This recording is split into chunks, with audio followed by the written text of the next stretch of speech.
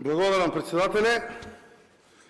Многу очекуван, но и очаен обид на пратеничката група на СДСМ, заедно со Весна Дамева, за која што беше назначена оваа првата интерпелација.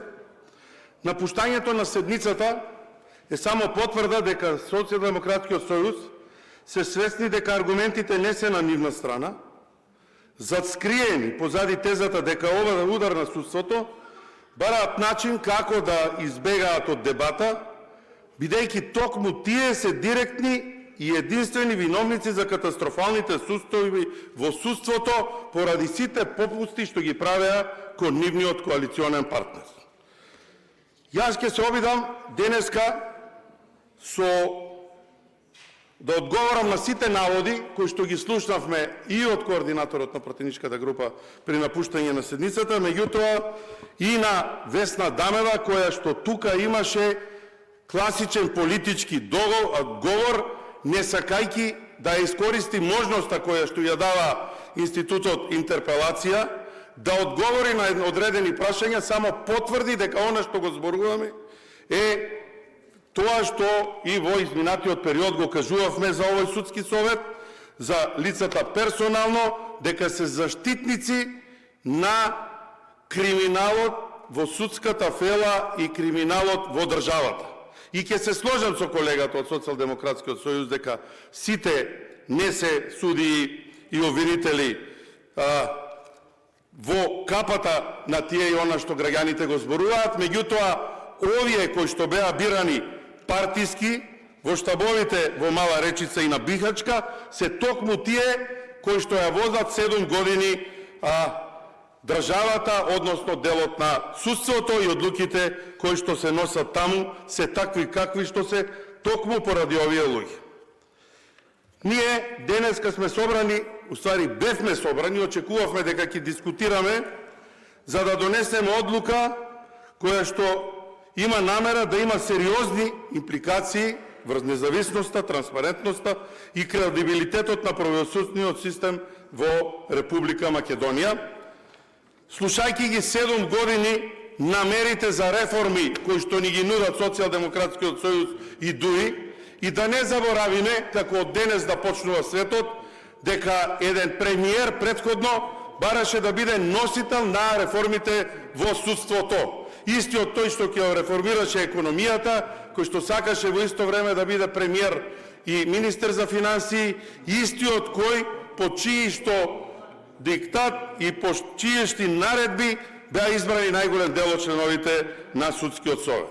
На почеток ќе кажам дека идејата беше за разрешување на целиот судски совет и рестарт на сите.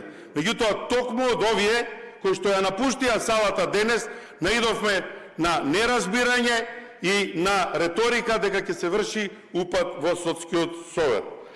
Затоа оставивме одреден временски период, време да самите сватат дека 2% довербата е дело во најголем дел на самите нив.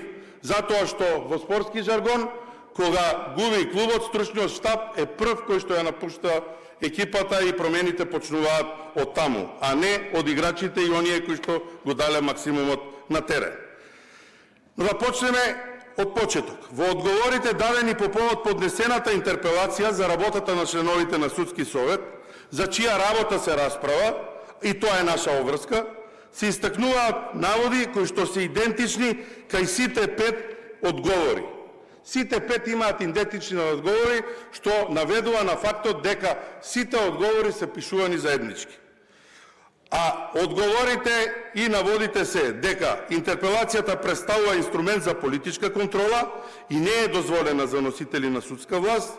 Дури тоа е преседан кој би можел во иднина да значи повикување на политичка контрола на судии и јавни обвинители, што не е точно и ќе го потврдам. Дека за интерпелацијата се врши притисок на судската власт, а таа треба да биде имуна на секаков вид на влијание. Дека во интерпелацијата не се наведени конкретни действија на некој член од Советот. Дека одлуките се носат колективно и дека нивниот глас поединечно не значи ништо и дека не постои одговорност на поединец за колективни одлуки. Зашто? Не сум баш сигурен, затоа што во минатото имавме процеси кога членови на Државна изборна комисија за колективна одлука завршија како што завршија. дека не се отвара дебата за состојбите во судството, туку се прави обид за ревизија на одредени дисциплински постапки наведени во интерпелацијата. Дебата за состојбите во судството 7 години поред бараме, извештаите на Европската комисија се негативни во делот на судството и никогаш судски совет не најде за сходно да седне и да ги разгледа кои се тие аномалии кои што Европската комисија ги детектира и дека интерпелацијата е дискриминирачка бидејќи се однесува само за членови избрани од собранието, а не и за членови избрани од судиите. Ваквите одговори се надвор од причините кои се наведени во интерпелацијата, но и надвор од уставната и законската поставеност на судскиот совет. Имено, судскиот совет, според уставот, е нормиран во глава 3.4, каде што е именувана како судство. Не е спорно дека судскиот совет е уставна категорија и како институција има свое влијание во состојбите во судството. Но судскиот совет и неговите членови не вршат судска власт. Согласно член 98, став 2 од Уставот, како и член 1, став 1 од Законот за судови, судската власт ја вршат судовите, а не судскиот совет. Секој обид на членовите, чија што интерпелација се бара да се поистоветат со судската власт и со судиите, е надвор од Уставот и Законот. Точно е дека работата на судскиот совет има влијание на сите аспекти на судската власт, па и ние за тоа влијание на аспектите на судската власт токму и денес зборуваме. Неосновани се наводите дека собранието не отвара дебата за работата на судскиот совет и за судството. Оваа интерпелација е токму таа дебата со која што се расправа за начинот на кој што членовите избрани од собранието ја остваруваат својата функција и се согласувам дека ова е преседан. Секако, преседан е отворено да се зборува и да се бара одговорност за секој член на собранието за кој што собранието е надлежно, а не да му се импутира на собранието намера да се повикува на одговорност судии и јавни обвинители. Поднесената интерпелација воопшто не е дискриминирачка, туку е сеопфатна, се бара одговорност само за членовите кои што собранието ги избрало. Собранието не бара одговорност за членовите кои што ги избираат самите судии, бидејќи не е надлежно за тоа и за тоа сме свесни. Но по барање на самите судии може да се, согласно Законот за судии и совет, за тие членови од повикување е предвидено, меѓутоа по барање на самите нив. Дали тие тоа ќе го направат, треба да дадат одговор на македонската јавност, имајќи во обзир колку е сензитивен моментот и имајќи во обзир што е тоа што граѓаните очекуваат. Земајќи во предвид дека изборите кои што завршија пред 9 месеци се добија на темата право и правда и владење на правото во државата. Ова интерпелација не е повикување на политичка одговорност за судиите, туку спротивно од тоа, ова интерпелација е обид да се запре со политичката контрола која што ја врши токму судскиот совет. Оваа интерпелација за дел од грешките кои што ги направиле членовите на судскиот совет и за резултатите од нивната работа е наведено во самата интерпелација која што ја имаме поднесено, но сепак треба да се истакнат и следните аргументи. Ако се следи внимателно работата на судскиот совет, ќе се заклучи дека судскиот совет при своето работење и одлучување за правата и обврските на судиите и изборот за разрешување не само што постапува спротивно на закон, туку истиот не ги почитува и судските одлуки на управниот суд.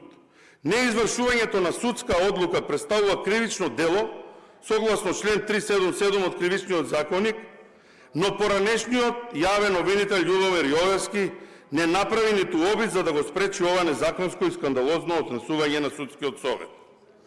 Имено, во периодот до јуни 2022 година судиите имаа можност да ја продолжат судската функција до 67 години старост и за тоа нивно право судски совет секоја година носеше одлука. Во јуни 2022 година собранието донесе закон со кој што тоа право на судиите го укина. Судскиот совет експресно испрати во пензија десетици судии од сите нивоа, иако истите имаа решенија со кои што требаше да останат на функција и после 30.6.2022 година. По тужба на тие судии, Управниот суд на Република Македонија донесе пресуди со кои што нивните тужби ги уважи и ги поништи решенијата на судскиот совет со кои што дојде до пензионирање на судиите. И сега, како управниот суд ги укина одлуките за пензионирање на судиите, сметајќи дека имаат веќе стекнато право, судскиот совет донесува одлука дека ваквите пресуди на управниот суд да не се спроведуваат. Ова е видно од записниците на седниците на судскиот совет 454, 460, 463, доколку беше Дамева тука, ќе можевме да зборуваме и на таа тема и да ја прашаме зошто не постапиле по ова. Навистина е срамно, кога судски совет, наместо да ја штити независноста на судиите и да дава свој придонес во градењето на правната држава, се става на улога на прв неспроведувач на судски одлуки. Тука морам да потенцирам. Сите членови, чија што интерпелација се бара денес, имаат гласано за таквите одлуки и тоа е видно од записниците на седниците кои што ги имам пред мене. Втора работа. Со решение на судски совет за запирање на постапка за одговорност на председател на суд Иван Джолев, кој што е председател на Основниот кривичен суд во Скопје, судскиот совет изразил став дека за действие што е предвидено како одговорност како дисциплинска повреда за одговорност на судија, не може да се повика на одговорност председател на суд.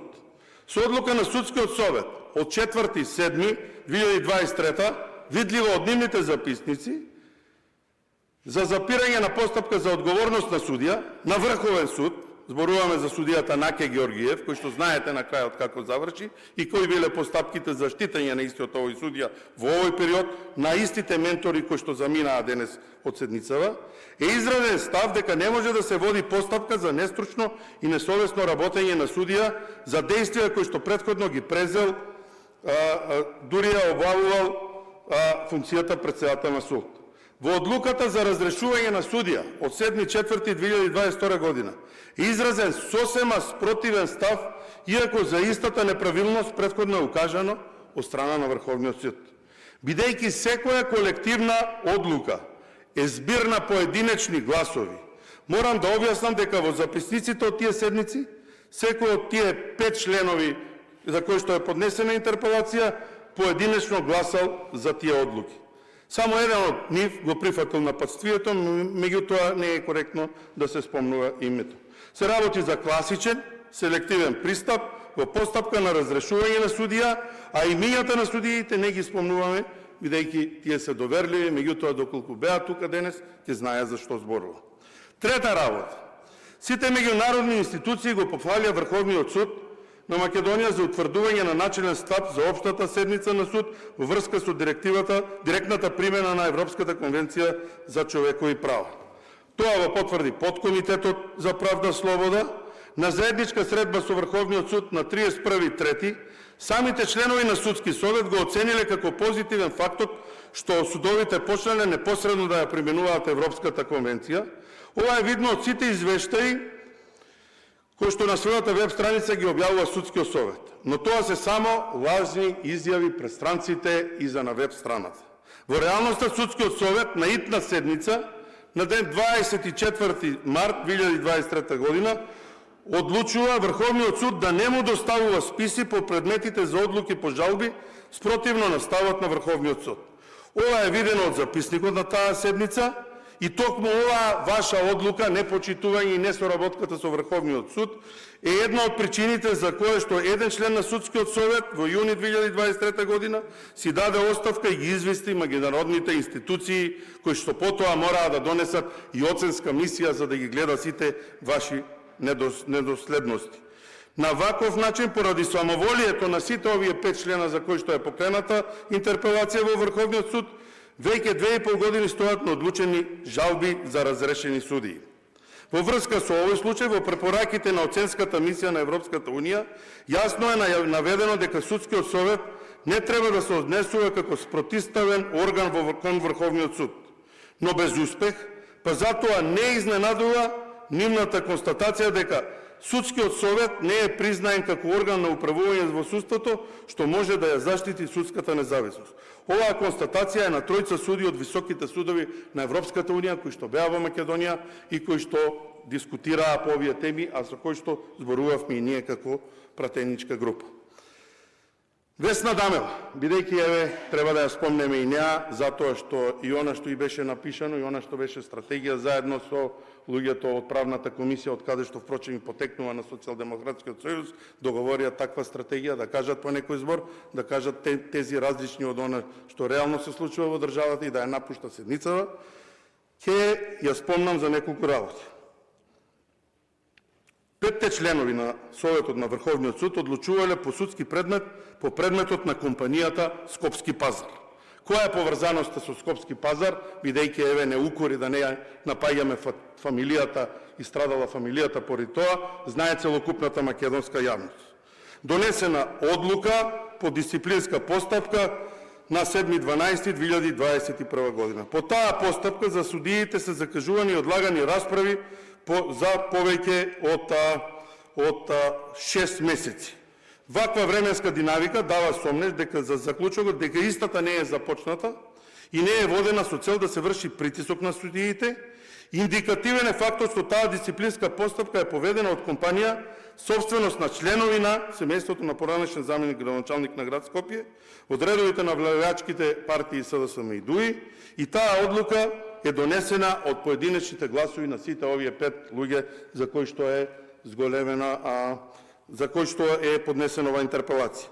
Ноември 2024 година во јавноста протече информација дека во септември месец 2024 Дамева остварила посета на апелациониот суд во Скопје и искажала посебен интерес за мислите за работа на предметот кој што претходно се спомна, во кој што е инволвиран и нејзиниот сопруг. Ваквото нешто не е дозволено, бидејќи се работи за предмет во врска со купопродажба на акција на Скопски пазар, каде што управител е Младен Давек, сопруг на Весна Дамева. Од нејзина страна се давани препораки како да се реши предметот, иако постои јасен судир на интереси. Токму поради ваквото нејзино однесување, во својот говор од собрание Весна Дамева рече нема да дадам детално произнесување. Сега најинтересното она што вчера, односно денес е вест. Весна Дамева барала изземање и нема да учествува во постапката за избор на претседател на Врховен суд, бидејќи Скопски пазар има предмет за одлучување во тој суд. Исто така, не одлучувала вчера и за избор на ВД председател на Врховен суд од истата причина. Ај сега некој нека ни објасни како предметите на Скопски пазар вчера, односно во минатото беа пречка, а претходно во минатото не беа пречка за нејзино одлучување. Што се смени во меѓувреме и зошто сега храбрата и силна Весна Дамева, која што директно се мечала во предметите со Скопски пазар, сега се трга настрана, односно се иззема од оваа работа. Со нејзиното вчерашно барање за изземање, самата потврди дека во сите претходни постапки имала селективен пристап и не била независна. За да не зборувам за сите, затоа што толку е времето, и тоа дали се политички избран орган, ќе го искористам времето да спомнам уште одредени работи. Значи, Весна Дамева, партиска слика на комисија на СДС, заедно со реформаторот на судството Зоран Заев, Павлина Црвенковска, шеф на кабинет на поранешен премиер, Тања Чочорова-Илиевска, член на правен совет на СДСМ, советник во владата на Зоран Заев од 2017 до 2020. И она што е најбитно и него коментираме, повеќе кратен донатор на политичката партија Социјалдемократски сојуз. Член на судски совет. Почитувани колеги, жал ми е што не се тука да продискутираме, имаме уште многу работи да спомнеме, она што не е направено во судството, колку предмети не се решени, меѓутоа морам да констатирам одредени работи. Дека судскиот совет има сериозен придонес во загрозување на независноста, професионалноста и угледот на судството и на судиите, дека со нивната работа и ваквиот начин на работа се губи легитимитетот да се учествуваат и да одлучуваат во работата, затоа што сето ова произнесено што го зборуваме е со факти и го знаат и луѓето од фелата, дека судскиот совет ја занемариле и не ја извршувале основната функција во Советот, а тоа е заштита, контрола, надзор на работата на судиите, туку се занимавале со вакви работи. И почитувани колеги, изгуглајте ги имињата на овие луѓе кои што денеска се предмет за интерпелација, нема да видите никаде реформа, туку нивните имиња се поврзуваат со вести за криминал, корупција, сомнежи и коруптивни дејања кои што се случуваат околу нив.